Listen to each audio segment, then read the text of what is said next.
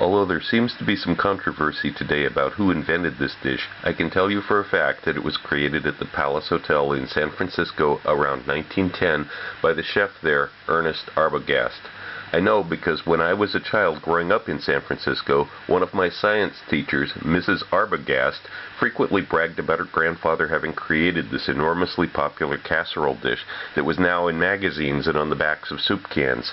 But like many other classic dishes of that era, it lost popularity after it was oversimplified for consumers and sold as gummy canned foods that had nothing to do with the original delicious recipe. Okay, the setup for this poached turkey breast could hardly be any easier. It's really practically idiot-proof. I'm going to put a little bit of olive oil on it, massage that around, a couple of chunks of onion, a quarter of an onion, a couple of cloves of garlic, bay leaf, about a tablespoon of salt. Might seem like a lot, but there's a lot of liquid here in the end, and quite a bit of meat. And then I'm just going to put the rest of it, enough milk to cover it, and it's going to go in the oven. It looks like it needs a little bit more milk. Okay. There we go. I got enough for sure now. Now, because of the length of the cooking time here, I'm going to put foil over the top of this before the lid. This dish that I'm using has this little hole in here which is going to let out some steam, so we're not going to let that happen. We're going to cover it with foil first. That's it. Simple.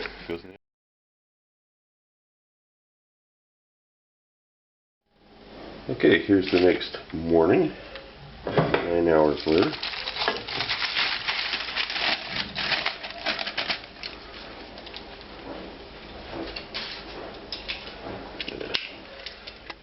The meat goes on a platter to cool down, and this lovely aromatic broth that's mostly liquid milk is going to be strained.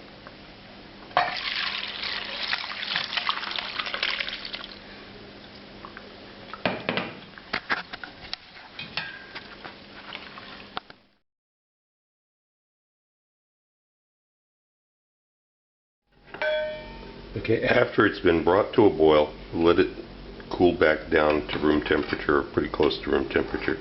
You'll see there's this layer of scum on the top of it. I'm going to take this and separate it off. We're going to keep this in a bowl on the side.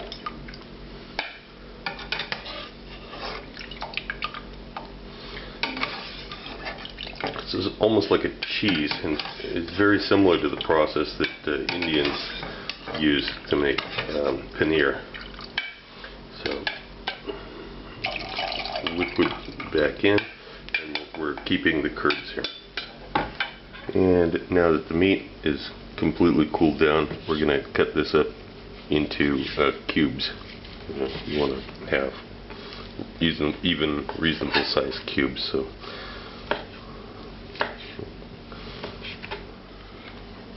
Okay, I've got the almonds. I'm going to grind those up into a powder.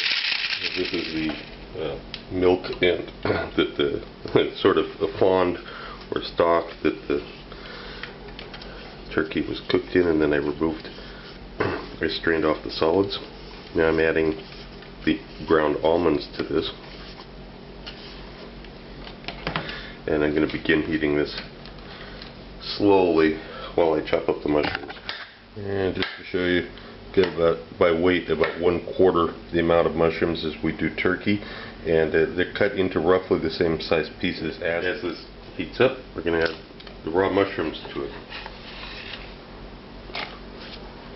So it's got the milk, mushrooms, and the almonds.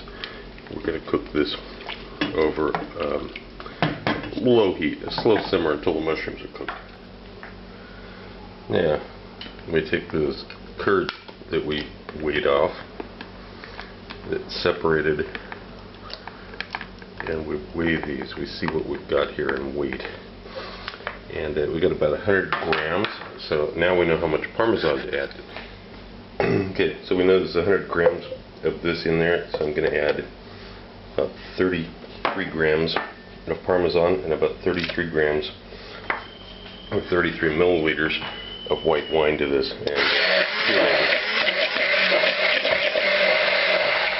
Meanwhile, those mushrooms in the milk stock, essentially, with the almonds, are cooking at just under about 80 degrees. Heat setting of about 3.5 out of 10 on the stove. I'm going to let these continue to simmer for a little. This has been at a slow simmer around 75 degrees Celsius for 15 more minutes. Water comes to a boil. We add the spaghettini. It's thinner than spaghetti, but it's not as thin as angel hair. It's a number 3 pasta if you're going by the Italian numbering system. After about 45 minutes, this is thickened up considerably, and now I'm going to add all the diced turkey meat to it. And of course, the turkey meat is at room temperature, so this will cool it off some. But you can see this is more like a stew right now, because it's so thick. That's a good thing. I'm going to keep the heat down at about 3 on 1 to 10. Here we have the drained pasta. Now I'm going to add to this that entire mixture that was the Parmesan cheese, the solids from the braise, milk solids, and the white wine. And this is going to get tossed around a bit. Baking tray. Show you just a single portion here. Put a good amount of butter on it. Use a meat fork for this. Take some of the pasta, twirl it around, and put it into the buttered baking dish. A little bit. We'll clean it up by getting rid of that. That's fine. And pull that out. Keep it from falling over. Okay, and into the oven it goes.